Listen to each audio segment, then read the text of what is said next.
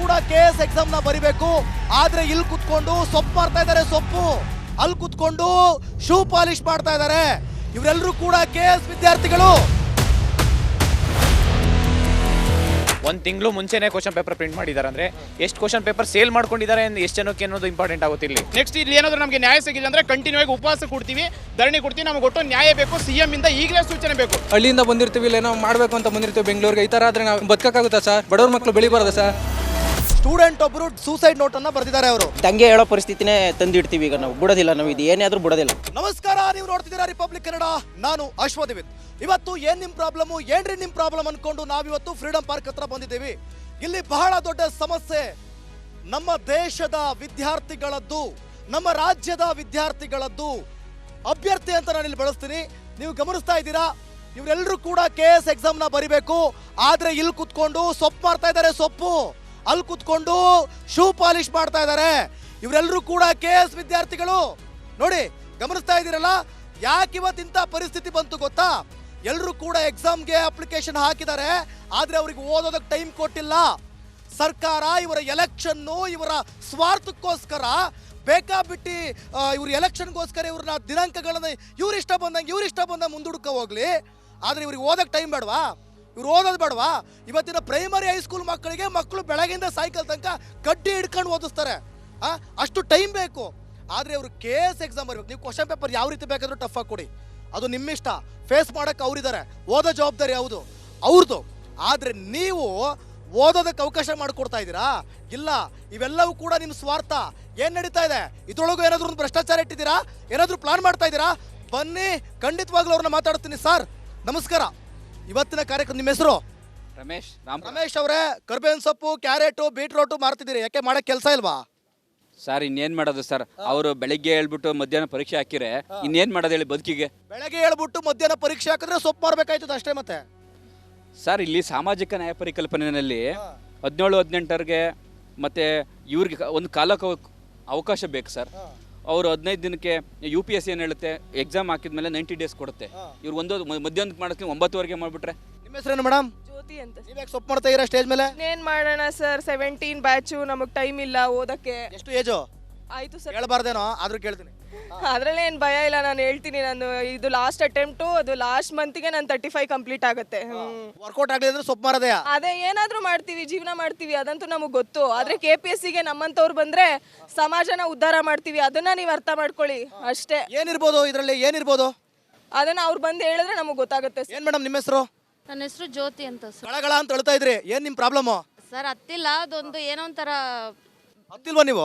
ನೋವಲ್ಲಿ ಅದೇ ಆಟೋಮೆಟಿಕ್ ಆಗಿ ಬಂತು ಸರ್. ಅದೇ ಮತ್ತೆ ಅದನ್ನ ಅಳು ಅಂತಾರೆ. ಏನ್ ಪ್ರಾಬ್ಲಮ್ ಹೇಳಿ ಈಗ? ಸರ್ ನಾನು ಲಾಸ್ಟ್ ಬ್ಯಾಚ್ ಸ್ಟೂಡೆಂಟು, ನಮಗೆ ಓದೋದಕ್ಕೆ ಅವಕಾಶ ಕೊಡಬೇಕು ಸರ್. ಇದು ಒಂದು ಪ್ರತಿಷ್ಠಿತ ಹುದ್ದೆ. ಅದನ್ನ ಏನ್ ಕೆಲಸ ಮಾಡ್ತೀರಮ್ಮ? ಸರ್ ನಾನು ಇನ್ನೂ ಓದ್ಕೊಂಡೇ ಇದ್ದೀನಿ. ಓದ್ಕೊಂಡೇ ಇದ್ದೀರಾ? ಯಜಮಾನ್ರು ಸಪೋರ್ಟ್ ಮಾಡ್ತೀಯಾರೆ? ಅವ್ರು ಬೈತಾರೆ. ಬೈತಾರೆ, ನಾಯಿಗೆ ಬೈದಂಗೆ ಬೈತಾರೆ. ನೀವು ಬರೀ ಹಿಂಗೆ ಹೋಗು, ನೀನು ಇಲ್ಲಿ ನೋಡಿದ್ರೆ ಇವ್ರ ಸ್ವಾರ್ಥಕ್ಕೋಸ್ಕರ ಏನಾರು ಮಾಡ್ತಾರೆ. ಸಂವಿಧಾನದಲ್ಲಿ ಕಟ್ಟಕಡೆಯ ವ್ಯಕ್ತಿಗೂ ಸಹ ಹಕ್ಕು ಮತ್ತೆ ಸಾಮಾಜಿಕ ನ್ಯಾಯ ಸಿಗಬೇಕು ಅಂತ ಇದೆ. ಎಸ್, ಸಾಕಷ್ಟು ಜನ ಇದ್ದಾರೆ. ನೀವೆಲ್ಲರೂ ಕೂಡ ನೋಡ್ತಾ ಇದ್ದೀರಾ. ಇವರೆಲ್ಲರೂ ಕೂಡ ಇವತ್ತು ಫ್ರೀಡಂ ಪಾರ್ಕಲ್ಲಿ ಬಂದು ಸೇರಿದ್ದಾರೆ, ಪ್ರತಿಭಟನೆಯನ್ನು ಮಾಡಬೇಕು ಅಂತ ಹೊರಟಿದ್ದಾರೆ. ಸರ್ ನಮಸ್ಕಾರ, ಏನು ನಿಮ್ಮ ಹೆಸರು? ಕಾಂತಕುಮಾರ್ ಅಂತ ಹೇಳಿ. ಕಾಂತಕುಮಾರ್ ಅವರೇ, ಏನ್ರಿ ಈಗ ಪ್ರಾಬ್ಲಮ್ಮು? ಸರ್ ಆ್ಯಕ್ಚುಲಿ ಈಗ KPSCಲಿ 1 ತಿಂಗಳು ಮುಂಚೆ ಅಂದರೆ ಈಗ ಕಂಪ್ಲೀಟ್ ಕರಪ್ಷನ್ ಆಗ್ತಾ ಇದೆ. ಏನಂದರೆ ಇದು ಮೇಲ್ನೋಟಕ್ಕೆಲ್ಲ ಒಳಗಡೆನೂ ನಮಗೆ ಮುಕ್ತವಾಗಿ ಗೊತ್ತಾಗ್ತಾ ಇರೋದೇನಪ್ಪ ಅಂತ ಅಂದರೆ 1 ತಿಂಗಳು ಮುಂಚೆನೇ ಇವರು ಕ್ವಶನ್ ಪೇಪರ್ ರೆಡಿ ಮಾಡಿ ಇಟ್ಕೊಂಡಿದ್ದಾರೆ. ಅಂದರೆ ಆಸ್ ಪರ್ ರೂಲ್ಸ್ 1 ತಿಂಗಳು ಮುಂಚಿತವಾಗಿ ಕ್ವಶನ್ ಪೇಪರ್ ಅನ್ನ ರೆಡಿ ಮಾಡಿ ಇಟ್ಕೊಂಡಿದ್ದಾರೆ. ಅದು ರೂಲ್ಸ್ ಅಲ್ವಾ? ಅದು ಆಸ್ ಪರ್ ರೂಲ್ಸ್ ಪ್ರಕಾರ UPSC ಯಾವುದೇ ಎಕ್ಸಾಮ್ಸ್ ಇದ್ರು ಬಿಫೋರ್ ಒಂದು ವಾರ ಒಳಗಡೆ ಅವ್ರು ಕ್ವಶನ್ ಪೇಪರ್ ಪ್ರಿಂಟ್ ಮಾಡಿ ಎಲ್ಲ ಸೆಂಟರ್ಸ್ಗೂ ಲಾಸ್ಟ್ 2 ಡೇಸ್ ಇದ್ದಂಗೆ ಕಳಿಸ್ಬೇಕು. ಇವರು 1 ವಾರ ಇದ್ದಂಗೆ ಆಲ್ರೆಡಿ ಕ್ವಶನ್ ಪೇಪರ್ ಕಳಿಸ್ಬಿಟ್ಟಿದ್ದಾರೆ. 1 ತಿಂಗಳು ಮುಂಚೆನೇ ಕ್ವಶನ್ ಪೇಪರ್ ಪ್ರಿಂಟ್ ಮಾಡಿದ್ದಾರೆ. ಅಂದರೆ ಎಷ್ಟು ಕ್ವಶನ್ ಪೇಪರ್ ಸೇಲ್ ಮಾಡ್ಕೊಂಡಿದ್ದಾರೆ, ಎಷ್ಟು ಜನಕ್ಕೆ ಅನ್ನೋದು ಇಂಪಾರ್ಟೆಂಟ್ ಆಗುತ್ತೆ ಇಲ್ಲಿ. ಅಂದರೆ ಇವರು ಎಷ್ಟು ಕರಪ್ಷನ್ ಮಾಡಬೇಕಂತ, ಈಗ 384 ಪೋಸ್ಟ್ ಇದೆ ಅಂತಂದರೆ ಫಾರ್ ಎಕ್ಸಾಂಪಲ್ ಇವರಿಗೆ 2,10,000 ಸ್ಟೂಡೆಂಟ್ಸ್ಗೆ ನ್ಯಾಯ ತೋರಿಸ್ಕೊಡ್ಬೇಕಂತ ನಾವು ಕೇಳ್ತಾ ಇರೋದಿಲ್ಲಿ. ಏನಪ್ಪ ಅಂತಂದರೆ ವೀಕ್ ಡೇಸಲ್ಲಿ ಎಕ್ಸಾಮ್ಸ್ ಮಾಡ್ತಿದ್ದಾರೆ, ಟ್ಯೂಸ್ಡೇ. ಎಷ್ಟೋ ಸಾವಿರಾರು ಜನ ಸ್ಟೂಡೆಂಟ್ಸು ಲಾಸ್ಟ್ ಅಟೆಂಪ್ಟ್ ಇದೆ ಸರ್. ನೀವು ನೋಡ್ದಂಗೆ ಇವಾಗ ನೋಡಿದ್ರಿ 35 ವರ್ಷ ಆಗಿದೆ ಅವ್ರಿಗೆ ಅಂತೇಳಿ. ಆ ಥರ ಸಾವಿರಾರು ಜನ ಸ್ಟೂಡೆಂಟ್ಸ್ ಇದ್ದಾರೆ, ಲಾಸ್ಟ್ ಅಟೆಂಪ್ಟ್ ಇದೆ.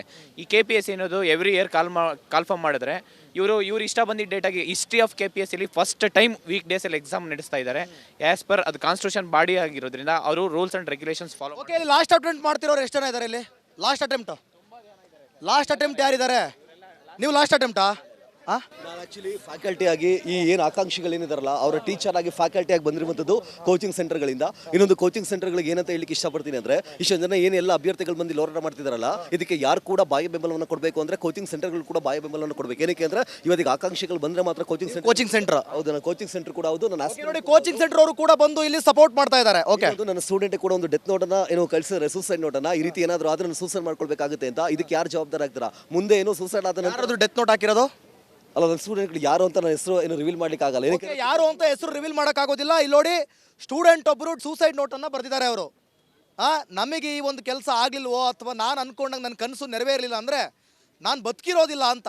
ಇದಕ್ಕೆ ಯಾರು ಹೊಣೆ ಆಗಾದ್ರೆ ಸರ್ಕಾರನ ನೇರ ಹೊಣೆನಾ? ಇದಕ್ಕೆ ಸರ್ಕಾರನ ನೇರ ಹೊಣೆನಾ? ಇದಕ್ಕೆ ನೀವು ಉತ್ತರ ಕೊಡ್ತೀರಾ? ಒಂದು ತಿಂಗಳು ಮುಂಚೆನೇ ನೀವು ಕ್ವಶನ್ ಪೇಪರ್ ರೆಡಿ ಮಾಡ್ಕೊಂಡಿದ್ದೀರಾ ಅಂದರೆ ಎಷ್ಟು ಜನಕ್ಕೆ ಹಂಚಬೇಕು ಅಂತ ಪ್ಲಾನ್ ಮಾಡ್ಕೊಂಡಿದ್ದೀರಾ ಹೇಳಿ ಮೇಡಮ್? ಸರ್ ಇಷ್ಟು ಹೆಸರು ಡಾಕ್ಟರ್ ಸಂಧ್ಯಾ ಸರ್. ಇಷ್ಟು ಡಾಕ್ಟರ್ ಸಂಧ್ಯಾ. ಓಕೆ, ಈಗ ನೀವು ಇಲ್ಲಿ ಬಂದಿರೋ ಉದ್ದೇಶ? ಸರ್ ತುಂಬ ಜನ, ನಾನು ಫ್ಯಾಕಲ್ಟಿನೇ, ತುಂಬ ಜನ ನನಗೆ ಮೆಸೇಜ್ ಮಾಡ್ತಿದ್ದಾರೆ ಡೈಲಿ, ಮ್ಯಾಮ್ ಇದು ನಮ್ಮ ಲಾಸ್ಟ್ ಅಟೆಂಪ್ಟ್ ಅಂತ ಕೆಲವರು, 5 ವರ್ಷದಿಂದ ಕಾದಿದ್ದೀವಿ ಅಂತ ಕೆಲವರು. ಸರ್ ನಮ್ಮೆಲ್ಲರಿಗೂ ಎಕ್ಸಾಮ್ ಬೇಕಂತ ನಾವೇ ಓಡಾಟ ಮಾಡಿದ್ದೀವಿ, ನೋಟಿಫಿಕೇಶನ್ ಬರೋವರೆಗೂ ಪ್ರಯತ್ನ ಮಾಡಿದ್ದೀವಿ.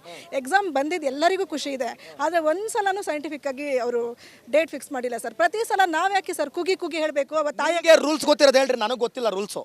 ನಾನೇನು KS ಮಾಡೋದು, ನಾವು BCom ಅಷ್ಟೇ. ರೂಲ್ಸ್ ಪ್ರಕಾರ ಒಂದು ಎಕ್ಸಾಮ್ಗಿಂತ ಹಿಂದೆ ಎಷ್ಟು ದಿನದ ಮುಂಚೆ ಬೇರೆ ಎಕ್ಸಾಮ್ಸ್ಗೆ ಕ್ಲಾಶಸ್ ಆಗೋ ಥರ ಪ್ರತಿ ಸಲ ಡೇಟ್ ಇಡ್ತಾ ಇದ್ದಾರೆ ಸರ್. ಅವ್ರಿಗೆ ಕ್ವಶನ್ ಪೇಪರ್ ಬಗ್ಗೆ ಹೇಳಿ ನನಗೆ. ಕ್ವಶನ್ ಪೇಪರ್ 1 ವಾರ ಸರ್, 1 ವಾರದಲ್ಲಿ ಮಾತ್ರ ಅದನ್ನು ತಯಾರಿ ಮಾಡಬೇಕು. ಇವರು 1 ತಿಂಗಳು ಮುಂಚಿತವಾಗಿ ತಯಾರಿ ಮಾಡಿದ್ದಾರೆ. ಹೌದು. ಹೇಳಿ ನಿಮ್ಮ ಹೆಸರು? ಅಮರೇಶ್ ಅಂತೇಳಿ. ಅಮರೇಶ್, ನಿಮ್ದು ಲಾಸ್ಟ್ ಅಟೆಂಪ್ಟಾ? ಇಲ್ಲ ನಂದು ಈಗ ಫಸ್ಟ್ ಅಟೆಂಪ್ಟು. ಬಟ್ ನಾನು ಲಾಸ್ಟ್ ಅಟೆಂಪ್ಟ್ ಅವ್ರಿಗೆ ಯಾಕೆ ಸಪೋರ್ಟ್ ಮಾಡ್ತಾ ಇರೋದು ಅಂದರೆ ಮೇನ್ ರೀಸನ್ನು, ಈಗ ಈ ಹೋರಾಟ ಇವತ್ತು ನಡೀತಾ ಇರೋದಲ್ಲ, ಇನ್ನು 20 ದಿನದಿಂದ ಇದು ಹೋರಾಟ ಶುರುವಾಗಿದೆ. ಇಲ್ಲಿ ಬಂದಿರೋ ವಿದ್ಯಾರ್ಥಿಗಳು ಏನಿದೆಲ್ಲ, ಇದ್ರ 10% ವಿದ್ಯಾರ್ಥಿಗಳು ಮನೇಲಿ ಕೂತ್ಕೊಂಡು ಇದ್ರ ಬಗ್ಗೆ ಸಪೋರ್ಟ್ ಮಾಡ್ತಾ ಇದ್ದಾರೆ. ಮೊದಲನೇದಾಗಿ ನಮಗೆ ಮನೇಲಿ ಕೂತ್ಕೊಂಡೇ ಇರಿ ನೀವು. ಮೊದಲನೇದಾಗಿ ಯಾಕೆ ಪೋಸ್ಟ್ಪೋನ್ ಈ ಇಂಪಾರ್ಟೆಂಟ್ ಯಾಕಾಗಿದೆ ಅಂದರೆ, ಅವತ್ತು ಸೇಮ್ ಡೇಟ್ 27ನೇ ತಾರೀಕೆ ನೆಟ್ ಎಕ್ಸಾಮ್ ಇದೆ, philosophy and Hindi exam. So ಅದ್ರ ಜೊತೆ ಬೇರೆ ಲಾ ಯೂನಿವರ್ಸಿಟಿ ಎಕ್ಸಾಮ್ಸ್ಗಳು ಕೂಡ ಇವೆ. ಆ್ಯಂಡ್ ಅದರ ಜೊತೆ ಇವ್ರು ಕ್ವಶನ್ ಪೇಪರ್ನ 1 ತಿಂಗಳು ಮುಂಚೆನೇ ಪ್ರಿಪೇರ್ ಮಾಡ್ಕೊಂಡಿದ್ದಾರೆ. ಆ್ಯಂಡ್ ಕ್ವಶನ್ ಪೇಪರ್ ಟ್ರ್ಯಾಕಿಂಗು ಎಲ್ಲೆಲ್ಲಿ ಹೋಗುತ್ತೆ ಕ್ವಶನ್ ಪೇಪರ್ ಅನ್ನೋ ಮಾಹಿತಿನ ಆಲ್ರೆಡಿ ಸ್ಪ್ರೆಡ್ ಮಾಡಿದ್ದಾರೆ. ಸೊ ಅವರ ಉದ್ದೇಶ ಇಷ್ಟೇ, ಏನಾದರೂ ಮಾಡಿ ಭ್ರಷ್ಟ ಅಧಿಕಾರಿಗಳನ್ನು ಅಲ್ಲಿಗೆ ತರಬೇಕು, ಆ ಅಧಿಕಾರಕ್ಕೆ ಕೂರಿಸ್ಕೋಬೇಕು. ಇಲ್ಲಿ ಬಂದಿರೋ ಇಷ್ಟು ಜನ ಇದಾರಲ್ಲ, ಪ್ರಾಮಾಣಿಕವಾಗಿ ಓದ್ತಾ ಇರೋ ಅಭ್ಯರ್ಥಿಗಳು, ಇದರಲ್ಲೂ ಕೂಡ ಕೆಲವರು ಇದ್ದಾರೆ. ಏನು ವಿಚಾರ ಇಟ್ಕೊಂಡಿದ್ದಾರೆ ಅಂತಂದ್ರೆ, ನಾವೇನಾದ್ರೂ ಇದ್ರ ಬಗ್ಗೆ ಮಾತಾಡ್ಬಿಟ್ರೆ ಎಲ್ಲಿ ನಮ್ಮ ಬಗ್ಗೆ KPS ಆಕ್ಷನ್ ತಗೊಳ್ತಾರೆ. ಯಾಕೆ ಆಕ್ಷನ್ ತಗೊಳ್ತಾರೆ? ಪ್ರಜಾಪ್ರಭುತ್ವ ವ್ಯವಸ್ಥೆಯಲ್ಲಿ ಯಾಕ್ರಿ ಆಕ್ಷನ್? ಯಾರು ಆಕ್ಷನ್ ತೆಗಿಯಕ್ಕೆ ಇದನ್ನ ಪಿಕ್ಚರ್ ಕೆಟ್ಟೋಯ್ತಾ? ರಿಯಾಲಿಟಿ ಇದು. ಪ್ರಶ್ನೆ ಮಾಡೋ ತಾಕತ್ತಿಲ್ಲ ಅಂತಂದ್ರೆ ಹೋರಾಟಕ್ಕೆ ಬರಲೇಬೇಡಿ. ನಾವಿಲ್ಲಿ ಅಮರನಾಥ ಉಪವಾಸಕ್ಕೆ ಲೆಟರ್ ಕೂಡ ರೆಡಿ ಮಾಡಿದ್ದೀವಿ.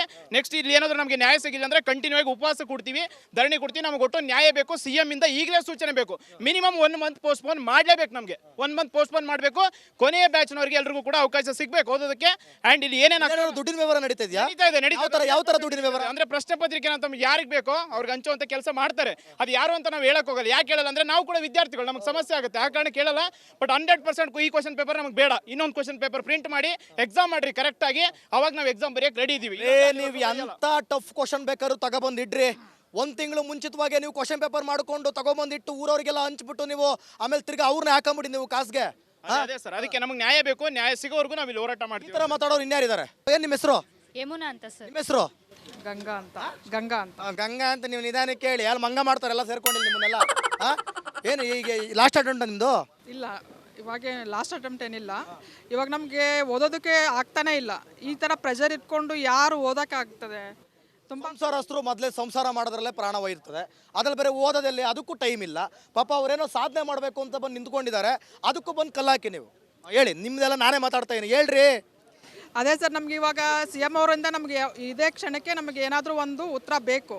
ಅಲ್ಲಿವರೆಗೂ ನಾವು ಹೋರಾಟ ಮಾಡ್ತಾನೆ. CM ಅವ್ರು ಬೇರೆ ವಿಚಾರದಲ್ಲಿ ಬಿಸಿ ಇದ್ದಾರೆ, ಮುಂದೆ ಹೇಳಿ. ಇದು ಒಂದು ದೊಡ್ಡ ಸಮಸ್ಯೆ ಅಲ್ವಾ? ಇನ್ನೇನು 2 ದಿನದಲ್ಲಿ ಎಕ್ಸಾಮ್ ಆಗುತ್ತೆ. ಇದಕ್ಕಿಂತ ದೊಡ್ಡ ಸಮಸ್ಯೆ ನಿಮಗೆ ಗೊತ್ತಿಲ್ವಾ? ಗೊತ್ತಿಲ್ಲ ಸರ್ ನಮಗೆ. ಇದೇ ನೋಡ್ಬೇಕು ನೀವು. ನಮಗೆ ಇದೇ ಸಮಸ್ಯೆ ದೊಡ್ಡದಾಗಿದೆ. ಇವಾಗ ನಮಗೆ ತುಂಬಾ ಪ್ರೆಷರ್ ಆಗ್ತಿದೆ. ಅದಕ್ಕೆ ನಮ್ಗೆ ಏನಾದರೂ ಒಂದು, ಇದು ನಿಮಗೆ ಸಮಸ್ಯೆ, ಅದು ಅವ್ರಿಗೆ ಸಮಸ್ಯೆ, ಹಂಗಾಗಿ ಬಿಸಿ ಇದ್ದಾರೆ. ಅವ್ರ ಸಮಸ್ಯೆ ಅವ್ರಿಗೆ ಇರಲಿ ಸರ್, ಎಲ್ಲರಿಗೂ ಒಂದೊಂದು ಸಮಸ್ಯೆ ಇದ್ದೇ ಇರುತ್ತೆ. ನಮಗೆ ಇದು ದೊಡ್ಡ ಸಮಸ್ಯೆ ಆಗಿದೆ. ಇವಾಗ ಆಲ್ರೆಡಿ ಕ್ವಶನ್ ಪೇಪರ್ ಪ್ರಿಂಟ್ ಮಾಡಿದ್ದಾರೆ. ಆ ಕ್ವಶನ್ ಪೇಪರಲ್ಲೇ ನಮ್ಗೆ ನಂಬಿಕೆ ಇಲ್ಲ ಅದು ಜೆನ್ಯೂನ್ ಆಗಿ ಮಾಡಿದ್ದಾರೆ ಅಂತ. ನಮಗೆ ಇವಾಗ ಹೊಸ ಕ್ವಶನ್ ಪೇಪರ್ ರೆಡಿ ಮಾಡಿಬಿಟ್ಟು ಇನ್ನೊಂದು ಮಂತ್ ಆದರೂ ನಮಗೆ ಓದೋದಕ್ಕೆ ಟೈಮ್ ಕೊಟ್ಟು ನಮಗೆ ಇದು ಸಮಸ್ಯೆಯಿಂದ ನಮಗೆ ಇದನ್ನ ಕೊಡಿಸ್ಬೇಕು ಅಂತ ನಾನು ಕೇಳ್ತಾ ಇದ್ದೀನಿ. ನೀವು ಮನೆ ಗೃಹಲಕ್ಷ್ಮಿನಾ? ಇಲ್ಲ, ಗೃಹಲಕ್ಷ್ಮಿ ಅಂದರೆ ಹೌದು, ಎಲ್ಲರ ಮನೆಗೆ ಅವ್ರವರೇ ಗೃಹಲಕ್ಷ್ಮಿ. 2,000 ನಿಮಗೆ? ಇಲ್ಲ, ನಮಗೆ ಬರ್ತಾ ಇಲ್ಲ. ಬೇಡಾನೆ, ಕ್ವಶನ್ ಪೇಪರ್ ಚೇಂಜ್ ಮಾಡಿಕೊಡಿ ಅನ್ನೀಗ. ನಿಮಗೆ ಎಕ್ಸಾಮ್ ಬೇಕೀಗ. ಹೌದು, ಅದು ಸ್ವಲ್ಪ ಪೋಸ್ಟ್ಪೋನ್ ಆಗಬೇಕು. ಪೋಸ್ಟ್ಪೋನ್ ಆಗಬೇಕು. ನಿಮ್ಮ ಹೆಸರು?